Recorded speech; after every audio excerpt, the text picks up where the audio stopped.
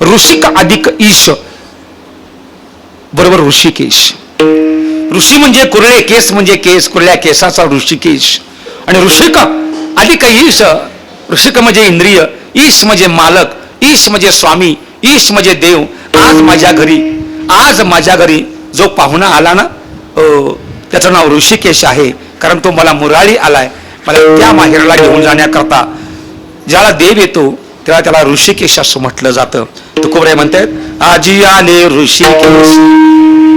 आणि तुकाराम महाराज सबळ आहेत, दुर्बळ नाहीत. एक तुळशीचं पान देत आहेत देवाला, देवा मुखशुद्धी करता तुळशीचं एक पान देतो, याचं कारण मी दुर्बळ आहे. महाराज दुर्बळ की सबळ? महाराज सबळच आहेत. पण अभंगामध्ये मी दुर्बळ आहे म्हणतात. हो बरोबर आहे. महाराज म्हणतात मी जगापुढं सबळ असेल देवा, पण तुझ्या पुढं पायाची वाहन तुझ्या पुढे मी पायातल्या वाहनीप्रमाणे आहे देवा. आणि म्हणून काय करू उपचार कोप मोड की जर्जर. माणसानं मरावं कधी आणि कसं मरावं हे पण माणसानं ठरवावं.